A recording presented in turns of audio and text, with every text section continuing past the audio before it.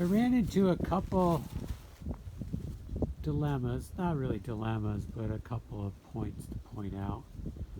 So the first one, I hate to admit it, but I think my wood shop is not 100% level when you go across that line there. It's very close, but I don't think it's totally right on. I could make excuses why, but it doesn't matter. It's just, that's what it is. So, it's close. Let's not lose sleep over it. But here's the thing then. Do I level up this, or do I stay parallel with that, knowing it's going to be slightly off? And the answer for me is, I want it parallel with my top there. I want the building to parallel so the human eye cannot see the difference. Because let's face it, if I go like this versus this, you have nothing to compare it to. What you're comparing it to is the rest of the building. And if the building is slightly slanted, which it doesn't really look it, I mean, it doesn't look it, let's put it that way, but the level was telling me that there's something slightly off. Now, so what I'm going to do is I'm going to move ahead to the bracing, and we're going to keep eyeing it, and we're going to keep comparing to the building as we put the braces in. So the next thing I ran into was my braces were just a little short. So what I decided to do is to make this little connector here, which I've already made them, and I've already screwed them in, and I countersunk them because to get my screws in the way I wanted to and not go to the next size, that worked best. I wanted to use up to one set.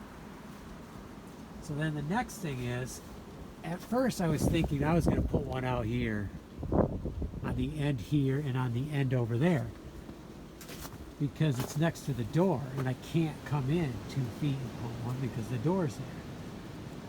But then the problem is, if I put one on the end, 2 problems. One, it's easier for the snow to blow in there and sit on the brace, and then to rain to get in there and go on the brace, so because it's on the corners, it's not as protected. But the second reason, which is probably just as important to me, probably maybe more important, is it messes with my design, because I want to put scallops on here, I'm going to put molding on here, and I really don't want the brace there, because that's not the look I'm going for.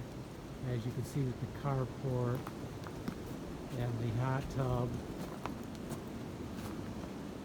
you got the scallops all the way around, and once I get it painted, it'll be the 2 colors. And then you're going to have the extended drip edge, which is on the roof already over there. And it's on here. So that'll be on. But the problem is, and I don't want to hit close to one of these here. Like, I don't want the brace to be right there. If it was close, I wanted it right on. But I could do it, but I really don't want to do it. So I'd rather have it hit in the center here. There's still a stud in there that's 3/4 inch pine siding, so there's ample support there. But that means I'm only going to get 4 braces in. 1, 2, 3, and 4. So we're going to have a pretty big span over there. We're going to have a good 4-foot span.